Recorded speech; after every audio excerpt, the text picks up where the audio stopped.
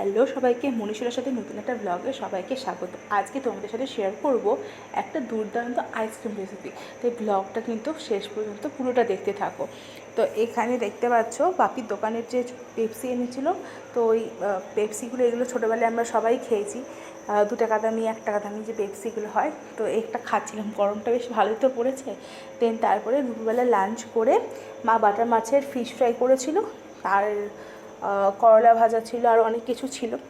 দেন খেয়ে দিয়ে উঠে এই আইসক্রিম বানাতে বসে পড়েছি। তো 4টে ইনগ্রিডিয়েন্ট লাগবে, শুধুমাত্র বাটার, একটু কিশমিশ, চিনি আর দই।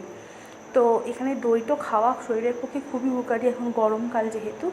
আর এটা বাচ্চারাও খেতে পারবে, সেরকমভাবেই বানানো হচ্ছে। কোনো রকম কেমিক্যাল বা কোনো রকম কর্নফ্লাওয়ার বা কিছু এখানে ইউজ করা হচ্ছে না, পুরোপুরি বাড়িতেই তৈরি।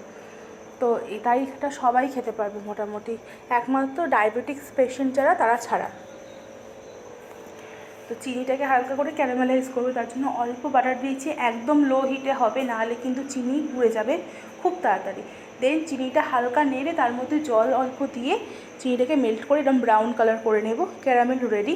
এবার একটা টুথপিক বা তোমাদের কাছে যদি চামচ বা কাঁটা চামচ থাকে, সেটাতে করে এক একটা কিশমিশকে এটার মধ্যে ঢুকিয়ে সুন্দর করে কোট করে নেব।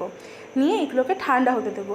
কিশমিশটা যখন ওই ক্যারামেলটার সাথে যখন পড়বে মুখে আইসক্রিম খাওয়ার সময়, তখন খুব ভালো লাগবে। তাই সেভাবেই তৈরি করেছি। দেন তারপরে চিনি, দই আর বরফের কিউব দিয়ে একটা লস্যি বানিয়ে নেব। আর এখানে দেখো ওই ক্যারামেলটা দিয়ে খুব সুন্দর ডেকোরেট করে নিয়েছি মোল্ডগুলোকে। দেন তারপরে এই কিশমিশগুলোকে হালকা চপ করে নেবো, কারণ কিশমিশগুলো অনেক বড় বড় ছিল, তো একটু চপ করে নেব। দেন যে লস্যিটা বানানো আছে, এগুলো মোল্ডের ভেতরে সুন্দর করে ঢেলে দিয়ে, আর ওই যে কিশমিশগুলো রয়েছে সেগুলো এর ভেতরে দিয়ে ডেকোরেট করে দেবো। আর কিশমিশগুলো বেশ খেতেও তখন ভালো লাগবে।